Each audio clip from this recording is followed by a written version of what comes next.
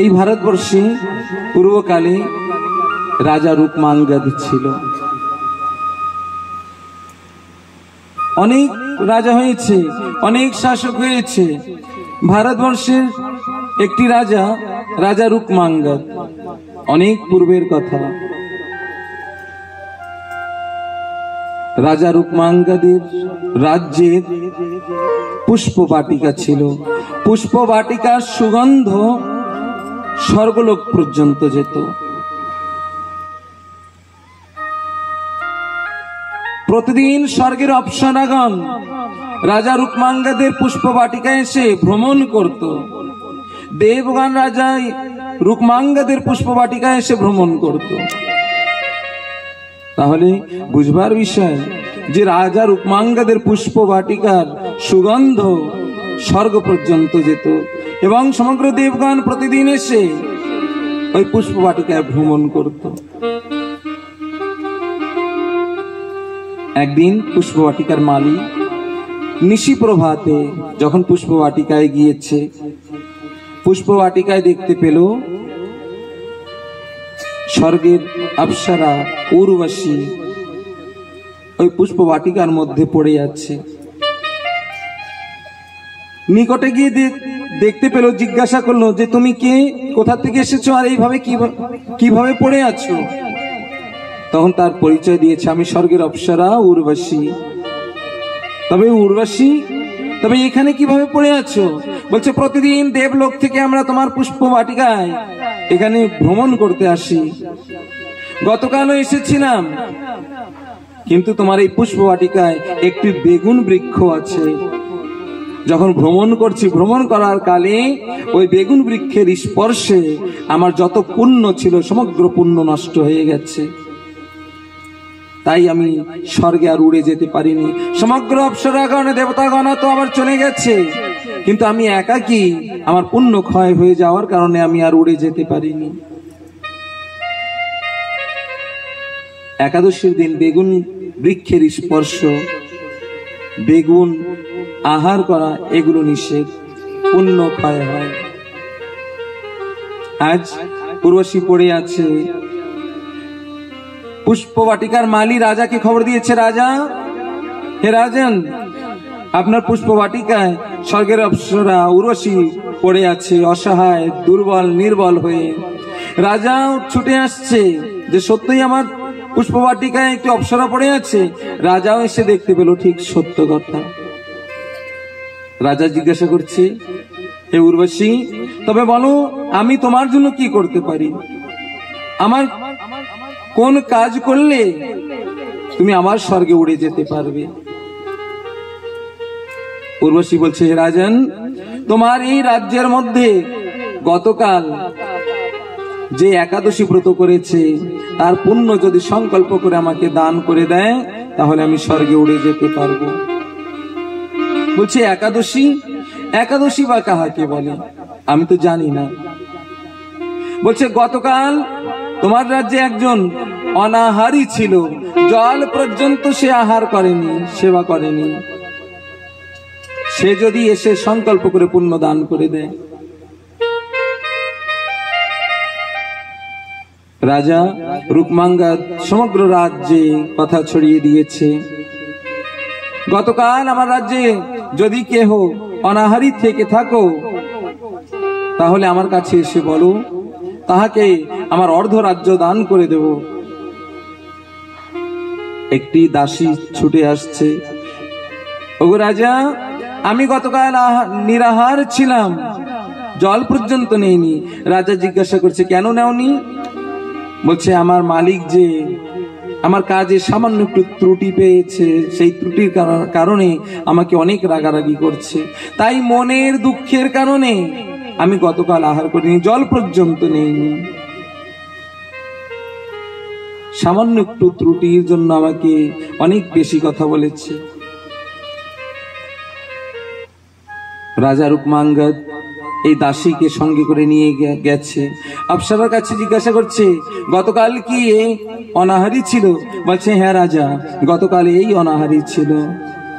যদি সংকল্প করে আমাকে তাহার পুণ্য দান করে দেয়, তাহলে আমি স্বর্গে উড়ে যাব।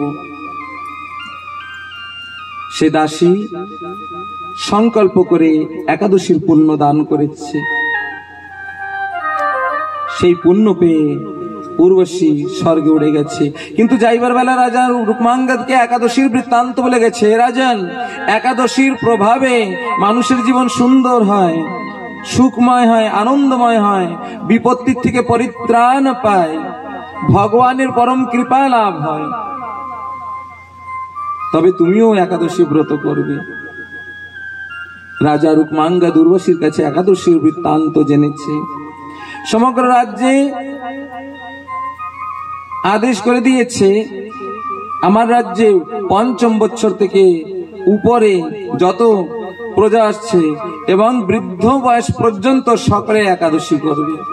সবার জন্য একাদশী ব্রত নির্ণয় করল। পঞ্চম বৎসরের উপরে এবং বৃদ্ধ বয়স পর্যন্ত যতদিন সে করতে পারবে। রাজা রুক্মাঙ্গদের আদেশে সবাই একাদশী ব্রত করছে রাজ্যের মধ্যে। দিন দিন রাজ্যতে আনন্দ ভরে উঠছে, সমৃদ্ধিতে ভরে উঠছে, ভক্তি, আধ্যাত্মিকতা, চেতনা দিন দিন বিকাশ হচ্ছে। রাজা রুক্মাঙ্গদের বিবাহ হলো, তার একটি পুত্র হলো সুষ্মাঙ্গদ। পঞ্চম বৎসর বয়স প্রায়। রাজা রুক্মাঙ্গদের ব্রতের এত বেশি প্রভাব, এত বেশি তেজ, স্বর্গের দেবরাজ ইন্দ্র ভয়ে থরথর কম্পিত হচ্ছে, ভয়ে ভীতু হয়ে গেছে। রাজা ইন্দ্র মনে করছে যে আমার স্বর্গের পরে অধিকার করে নেবে, আমার ইন্দ্র আসন কেড়ে নেবে। তাই ইন্দ্র ছলনা করে একটি অপ্সরাকে পাঠিয়ে দিয়েছে, অপ্সরা তুমি যাও রাজা রুক্মাঙ্গদের ব্রত ভঙ্গ করবে।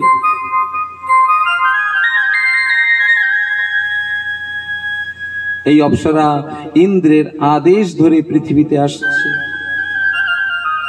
রাজা রুক্মাঙ্গদ বন বিহার করছে। এই সময় এই অপ্সরা রাজা রুক্মাঙ্গদের নিকটে আসছে। অপ্সরার সৌন্দর্য দেখে রাজা রুক্মাঙ্গদ মোহিত হয়েছে। বলছে, তুমি আমার সঙ্গে বিবাহ করবে?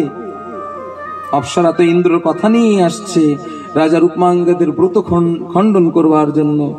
অপ্সরা বলেছে, হ্যাঁ রাজান, আমি তোমার সঙ্গে বিবাহ করতে রাজি, কিন্তু আমার একটি কথা মেনে নিতে হবে। আমি তোমার কাছে যখন যা চাইবো আমাকে তাই দিতে হবে তোমার। রাজা রুক্মাঙ্গদ কথা প্রতিশ্রুতি দিয়েছে। ঠিক আছে, তুমি যখন যা বলবে আমি তখন তাই করব। বিবাহ হলো, চলে এলো রাজ্যে, ঘর রাজমহলে চলে এলো। এদিকে রাজার প্রথম স্ত্রী থেকে পঞ্চম বৎসরের পুত্র সুষ্মাঙ্গদ আছে। রাজ্যের সকলে জানতে পেল রাজা দ্বিতীয় বিবাহ করেছে। দিন দিন কালক্রমে একাদশী ব্রত এলো। রাজা রুক্মাঙ্গদ নিশি প্রভাত কালে উঠে স্নান করে সংকল্প করলো একাদশী ব্রতের। ব্রত আরম্ভ যখন করেছে, এই মুহূর্তে তার দ্বিতীয় স্ত্রী অপ্সরা এসে বলছে, হে রাজান, আমি তোমাকে বলেছিলাম আমি যখন যা চাইবো তখন আমাকে তাই দিতে হবে তোমার। রাজা রুক্মাঙ্গদ সরল মনে বলছে, হ্যাঁ বলো, কি প্রয়োজন তোমার? বলছে, রাজান, তুমি একাদশী ব্রত করতে পারবে না, তোমার এটা বন্ধ করতে হবে। রাজা রুক্মাঙ্গদ বলছে, না, আমি একাদশী ব্রত দীর্ঘকাল ধরে করে আসছি, আর ওই একাদশীর প্রভাব আমি জেনেছি, ঠাকুরের পরম কৃপা আমি অনুভব করেছি, আমি একাদশী ব্রত ভঙ্গ করব না। একাদশী ব্রতের প্রভাবে ঠাকুরের প্রেমের আভাস পেয়েছে, হৃদয়ে তার প্রেমে ভরে গেছে, আমি এই একাদশী ব্রত ভঙ্গ করব না, বন্ধ করব না। বলছে, রাজান, তাহলে তোমার প্রতিজ্ঞা ভঙ্গ করছো তুমি? বলছে, এর পরিবর্তে অন্য কোনো কিছু চেয়ে নাও। বলছে, ঠিক আছে রাজান, তুমি ব্রত ভঙ্গ করবে না, ঠিক আছে, মেনে নিয়েছি, কিন্তু এর প্রতিবর্তে আমি আরেকটি বস্তু তোমার কাছে চেয়ে নিচ্ছি, সেই বস্তু তোমার দিতে হবে। বলছে, বলো তুমি। বলছে, তোমার যে পুত্র পঞ্চম বৎসরের পুত্র আছে সুষ্মাঙ্গদ, সেই সুষ্মাঙ্গদের শিরচ্ছেদন করতে হবে তোমার হাতে, তলোয়ার নিয়ে তার গলা কেটে দিতে হবে। রাজা রুকমাঙ্গদের হৃদয় কেঁদে উঠছে।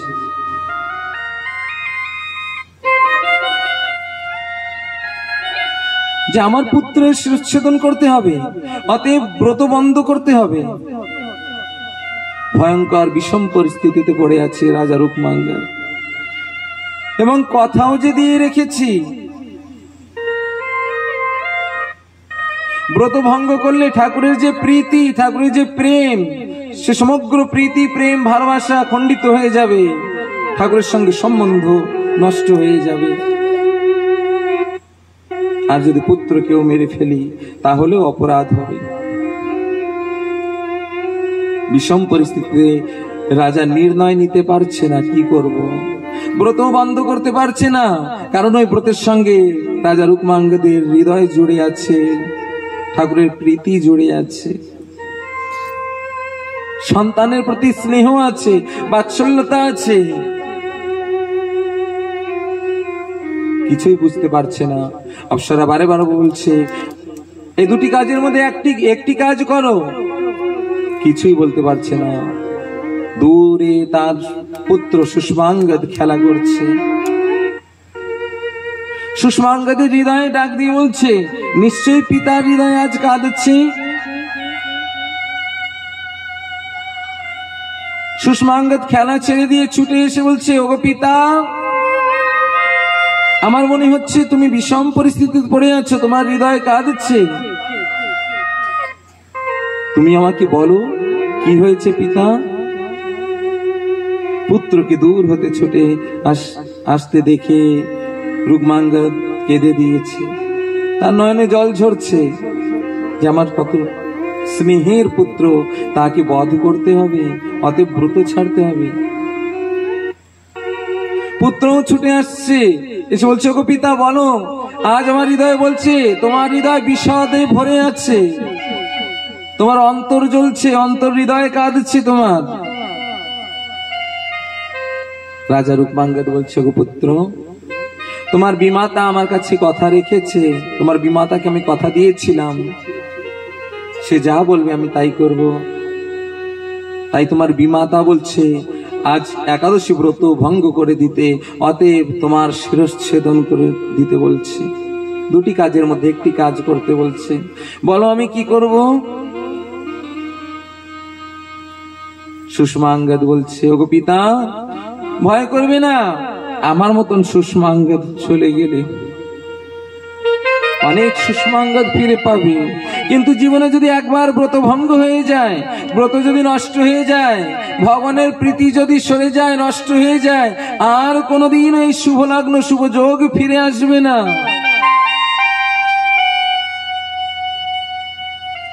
তাই তুমি ব্রত ভঙ্গ করবে না পিতা।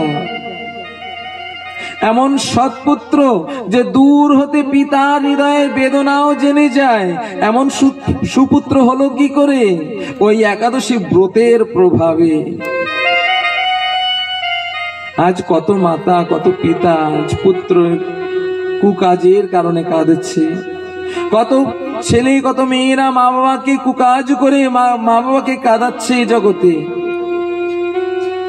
তারা লজ্জিত, তারা দুঃখী। আর আমাদেরই ভারতবর্ষের ইতিহাস, এমনও সৎপুত্র এই জগতে জন্ম নিয়েছে যারা দূর থেকে মাতা পিতার হৃদয়ের বেদনাও জেনেছে। আজ নিকটে থেকেও আমাদের ছেলে মেয়েরা যারা আছে মা বাবার হৃদয়ের বেদনা জানে না, বোঝে না, বললেও বোঝে না, বুঝতে চায় না তারা। একটি গানের পদে শুনেছিলাম, কলিযুগে মানুষ বাড়ে না ভাই, বাড়ে নাই ভাই, জনসংখ্যা বেড়েছে। পুত্র তো অনেক দেখা যায়, কন্যা অনেক দেখা যায়, কোথায় সে সৎ পুত্র তো অনেক কম দেখা যায়। জগতে সৎ পুত্রের অভাব হয়ে আছে, কারণ ব্রতের অভাব হয়ে গেছে জগতে। যদি ব্রত না হয় সৎপুত্র হবে না, ধর্মানুষ্ঠান না হলে সৎপুত্র হবে না। সে সৎপুত্র যদি না হয় পিতা মাতার দুঃখ দূরে যাবে না। আজ সুষ্মাঙ্গদ ৫ম বছরের পুত্র বলছে, ওগো পিতা, দুঃখিত হবে না, আমার মতন সুষ্মাঙ্গদ চলে গেলে আবারও সুষমাঙ্গদ পাবে, কিন্তু ধর্ম চলে গেলে আর ফিরে পাবে না ধর্ম। ওগো পিতা, এই লও তলোয়ার, এই তলোয়ার নিজ করে তুলে আমার শিরচ্ছেদন করে দেবে।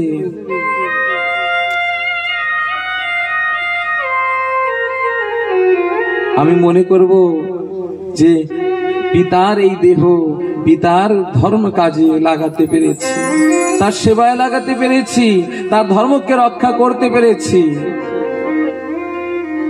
আমার এই জীবনকে ধন্য মনে করব।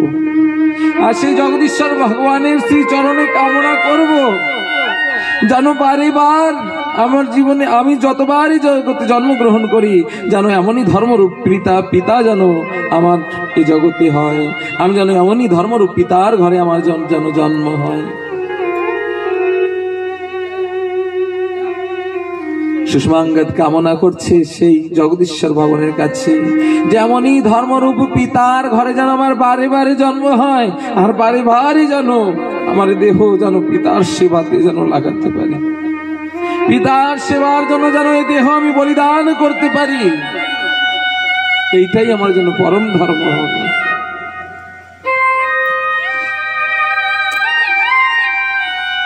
রাজা রুকমাঙ্গদ তলোয়ার হাতে তুলে ধরছে, তলোয়ার তুলে নিয়ে যখনই তলোয়ার তুলেছে শিরচ্ছেদন করবে, এই সময় ভগবান প্রকট হলেন। রুকমাঙ্গদের হাতটি ধরে বসছে, ও রুকমাঙ্গদ তোমার পুত্র শিরচ্ছেদন করবে না। বল বৃন্দাবন বিহারী লাল কি জয়। ভগবান প্রকট হয়ে রুকমাঙ্গদের হাত ধরে বসছে, রুকমাঙ্গদ তোমার পুত্র শিরচ্ছেদন করবে না। অপ্সরার দিকে তাকিয়েছে, অপ্সরা ভগবানের তাকানো দেখেই ভয়ে ভীতু হয়ে স্বর্গে ফিরে চলে গেছে।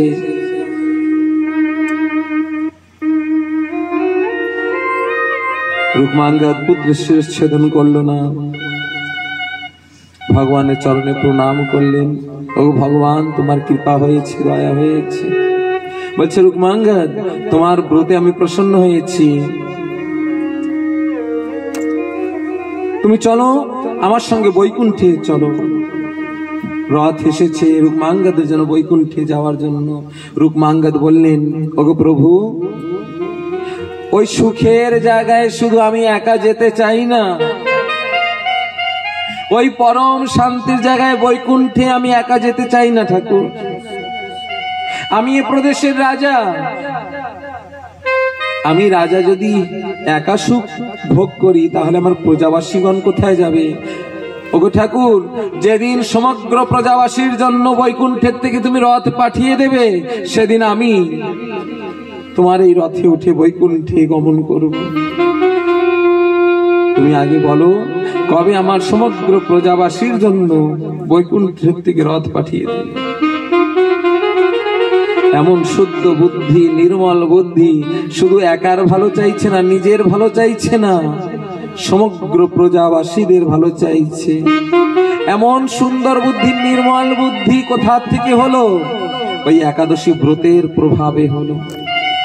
আজ এই জগতে দেখা যায় আমরা সকলে স্বার্থবাদী হয়েছি, শুধু নিজের ভালো চাইছি, অন্যর ভালো দেখতে পারছি না। হয়তো আমাদের সেই শুদ্ধ বুদ্ধি, নির্মল বুদ্ধি কোথায় হারিয়ে গেছে? এ জগতের মায়ায় পড়ে, কলিযুগের প্রভাবে আমাদের সেই শুদ্ধ বুদ্ধি, নির্মল বুদ্ধি হারিয়ে গেছে।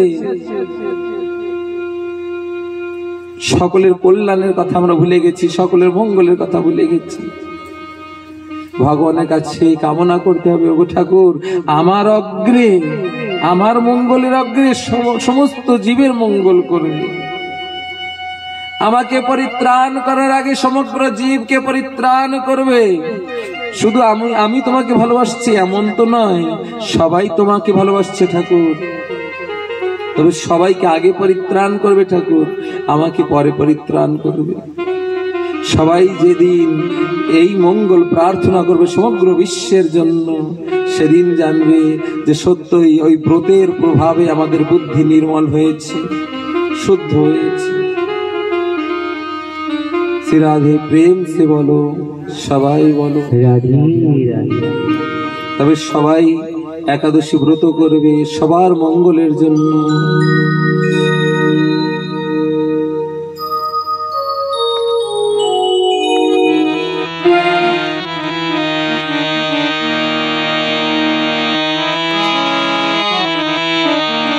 করুণা নন্দ নন্দন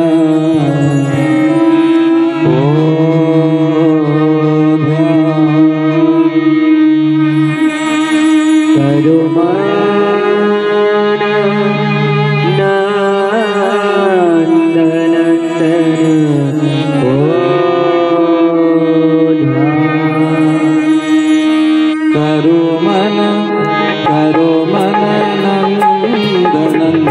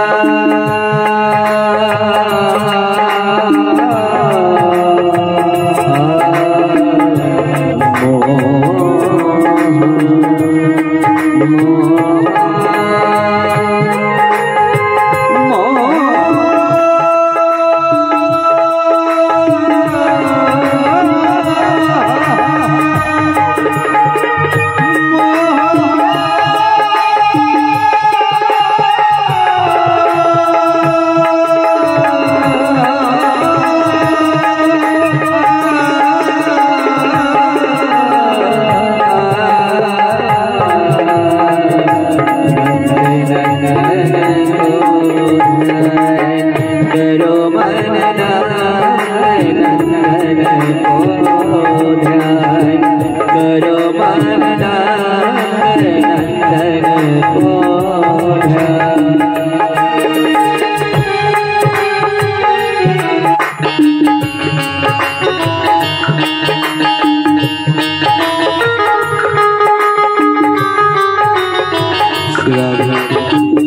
বৃন্দাবনে সে ব্রজেন্দ্র নন্দনের কথা চিন্তন করবে। সুরদাস ঠাকুর বললেন কারো মানে নন্দ নন্দন কো ধ্যান, তার রূপের কথা চিন্তন করবে। সে কেমন দেখতে, কত সুমধুর সে চলছে বলছে, তার মাথায় ময়ূর মুকুট আছে, পীতাম্বর ধারণ করে আছে, বলছে সদা সর্বদা ব্রজেন্দ্র নন্দনের কথা চিন্তা করবে।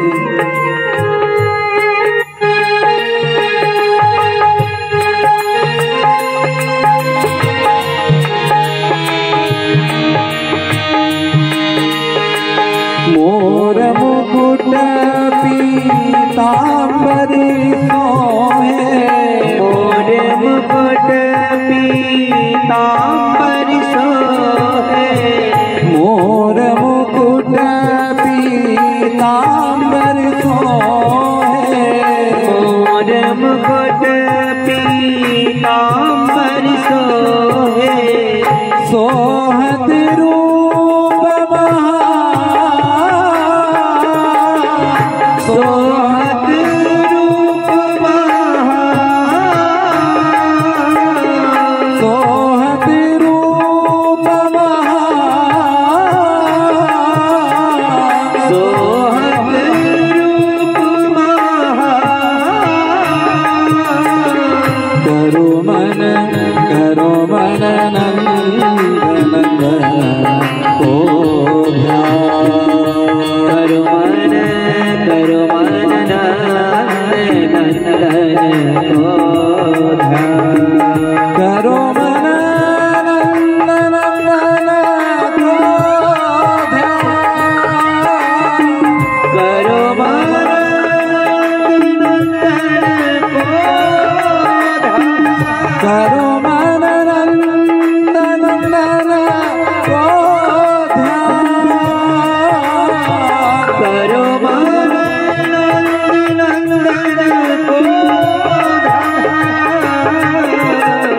करो मन नंदन को ध्यान, करो मन नंदन को ध्यान, करो मन नंदन को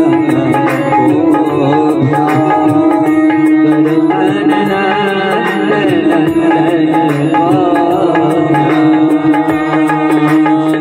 सूरदास पे कारी कमरिया पे, सूरदास पे कारी कमरिया पे, सूरदास कहे कारी कमरिया पे, सूरदास कहे कारी कमरिया पे, चढ़े ना दूसर रंग, चढ़ेगा दूसरा रंग, चढ़े ना दूसर रंग, चढ़ेगा दूसरा रंग, करो मन नंदन को ध्यान, करो मन नंदन को ध्यान, करो मन नंदन को ध्यान, करो मन नंदन को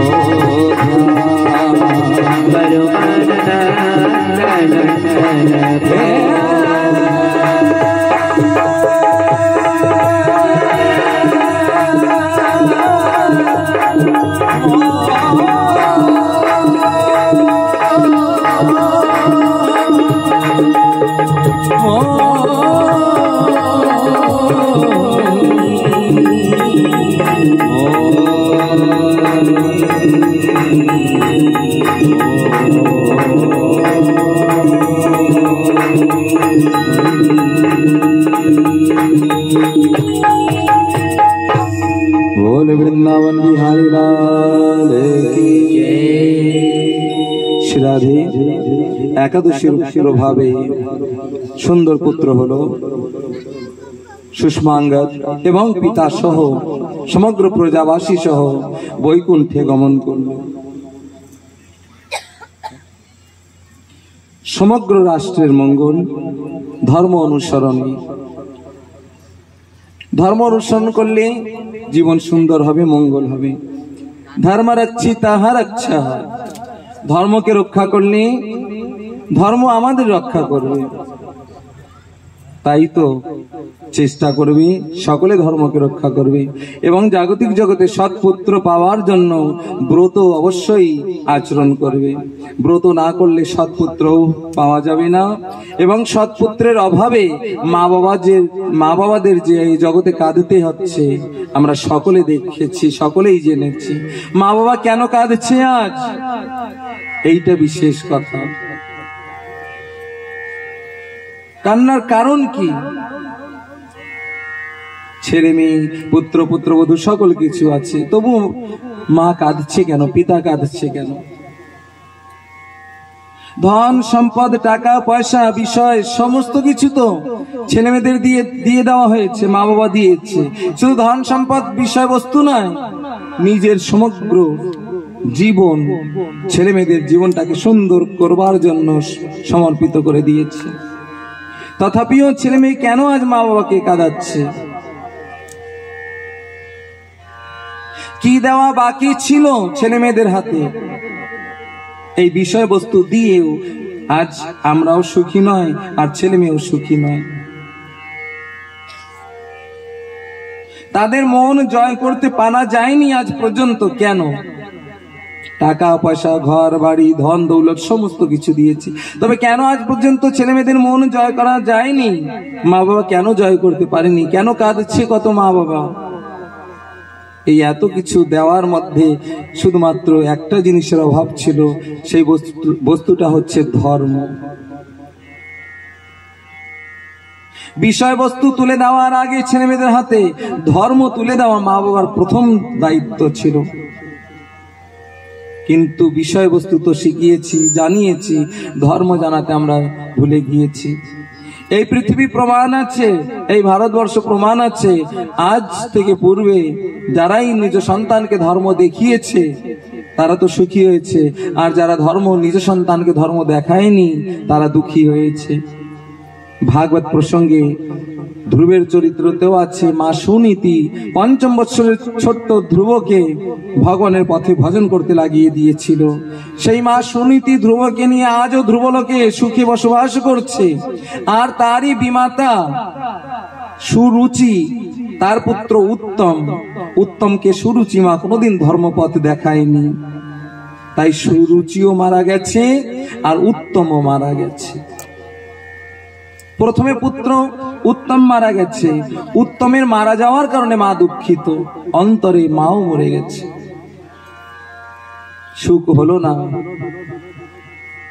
তবে সুখের জন্য, শান্তির জন্য, আনন্দের জন্য কি করতে হবে?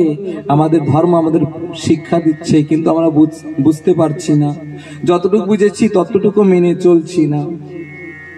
চেষ্টা করবে সন্তানদের হাতে এই জাগতিক জগতের শিক্ষা তুলে দেওয়ার আগে, ধন সম্পত্তি তুলে দেওয়ার আগে ধর্ম তুলে দেবে, ধর্মপথে চালাবে, তবে সকলে সুখী হবে, রাষ্ট্র সুখী হবে, জীবন সুখী হবে। বল বৃন্দাবন বিহারী লাল কি। সদা সর্বদা ব্রজেন্দ্র নন্দনের কথা শিখাবে, জানাবে, বলবে, ধ্যান শিখাবে। করো মন নন্দ নন্দন কো ধ্যান। ছোট ছোট যে ছেলে মেয়ে আছে তাদের ব্রজেন্দ্র নন্দনের কথা বলে, ব্রজেন্দ্র নন্দনের রূপের কথা বলবে।